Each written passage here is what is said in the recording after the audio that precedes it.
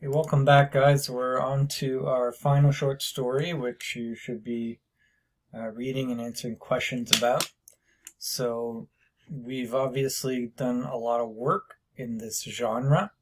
So, this is your last text in the dystopian sci-fi short story unit. And it's a little bit shorter of a story, but as we usually do, we're going to go through, do a closer reading of the text, and see what we can pull out of here. So, context a little bit in terms of the title. Title is kind of giving us some hints as to what we might be dealing with. So, super toys, obviously super, some kind of extra special,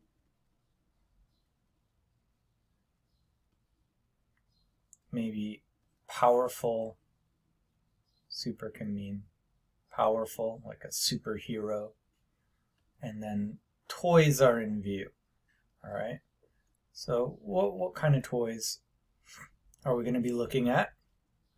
And here, last all summer long, so super toys last all summer long, has something to do with the power of the toys, their longevity. That means how long they last.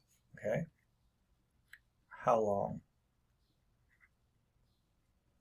they last in this case. We've got something of a clue in terms of our setting, time and place. So summer, okay, so setting is always going to be time and place. So we have a seasonal clue here, and it has to connect to the longevity of these super toys. So let's dig in and we'll see what we can find. In Miss Swinton's garden, it was always summer. The lovely almond trees stood about it in perpetual leaf. Monica Swinton plucked a saffron-colored rose and showed it to David. All right, right off the bat, we have a garden in which it is always summer. Does that exist?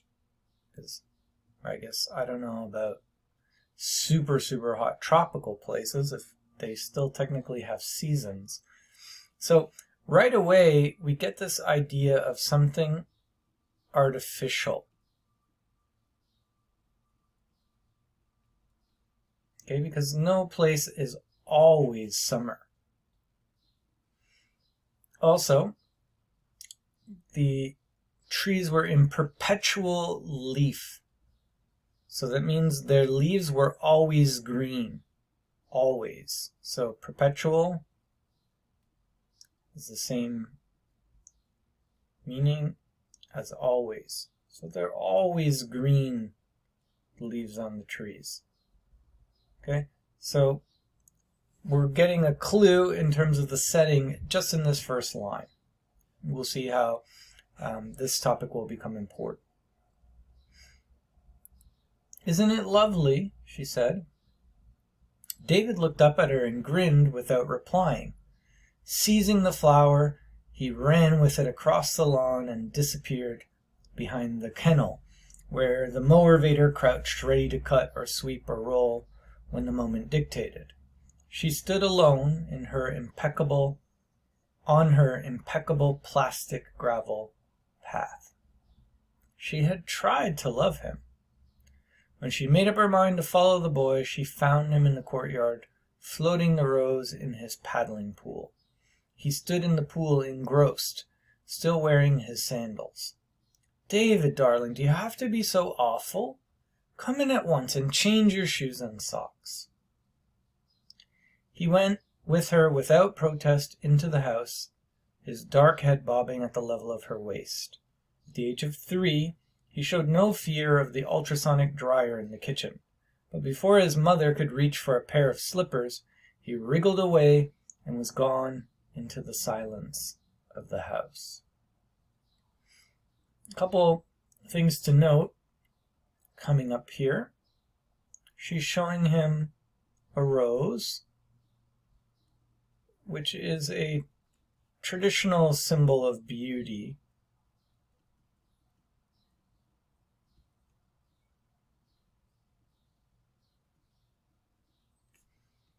And we have this whole context of beauty coming up with this idea of loveliness. Isn't it lovely?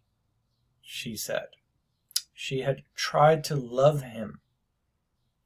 So we got love, loveliness coming up in relation to nature.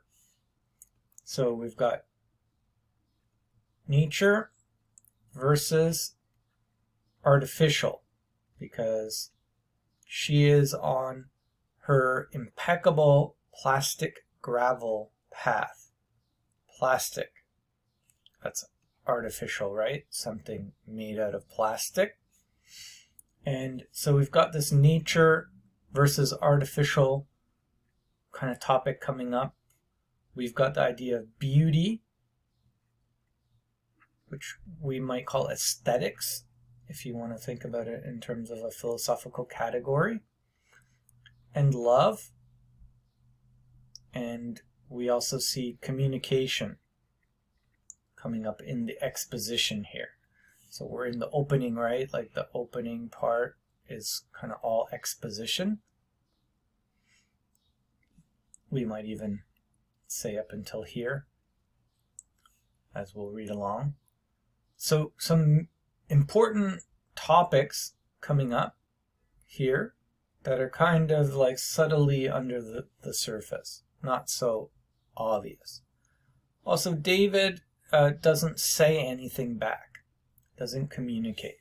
So there's some issue here, possibly. He would probably be looking for Teddy. Monica Swinton, 29, of graceful shape and lambent eye, went and sat in her living room, arranging her limbs with taste. She began by sitting and thinking. Soon she was just sitting. Time waited on her shoulder with the maniac sloth it reserves for children, the insane, and wives whose husbands are away improving the world. Almost by reflex, she reached out and changed the wavelength of her windows. The garden faded in its place. The city center rose by her left hand, full of crowding people, blowboats and buildings. But she kept the sound down. She remained alone.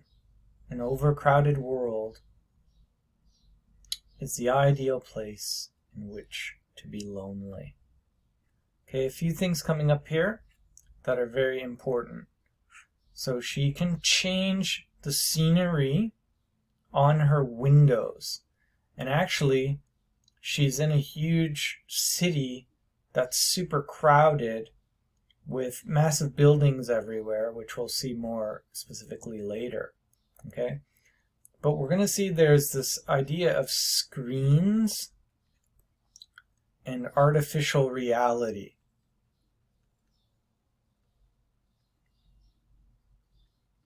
And then we have the issue of loneliness. And why? Well, why does she change her window screen? So the windows have a technology that she can just change the scenery, make a realistic looking 3D garden, instead of looking at the crowded city. So an overcrowded world, we have the issue of overpopulation. And obviously our setting has to be also future here, because they have this futuristic technology with these window screens and so on. Okay. Next we're going to change gears where there's going to be now a scene shift. So where we get the star, we're going to switch setting and have a different scene here. Okay, so we've got Monica at home, and it said that she was lonely, that she's a wife. This loneliness was reserved for wives whose husbands are away, improving the world. Okay, that's her actually. So now we're going to get a look at the husband and his setting and scene. The directors of Synthank were eating an enormous luncheon. I'll come back to my highlights after we read this section. To celebrate the launching of their new product, some of them wore the plastic face masks popular at the time. All were elegantly slender, despite the rich food and drink they were putting away. Their wives were elegantly slender, despite the food and drink they too were putting away. An earlier and less sophisticated generation would have regarded them as beautiful people apart from their eyes. Apart from their eyes. Henry Swinton, managing director of Synthank, was about to make a speech. "I'm sorry your wife couldn't be with us to hear you," his neighbor said. "Monica prefers to stay at home thinking beautiful thoughts," said Swinton, maintaining a smile. "One would expect such a beautiful woman to have beautiful thoughts," said the neighbor. "Take your mind off my wife, you bastard," thought Swinton, still smiling. He rose to make his speech amid applause. After a couple of jokes, he said, "Today marks a real breakthrough for the company. It is now almost 10 years since we put our first synthetic life forms on the world market. You all know what a success they've been, particularly the miniature dinosaurs, but none of them had intelligence. Seems like a paradox that in this day and age we can create life, but not intelligence. Our first selling line, the Crosswell tape, sells best of all and is the most stupid of all." Everyone laughed. "The 3/4 of the overcrowded world are starving. We are lucky here to have more than enough, thanks to population control. Obesity's our problem, not malnutrition.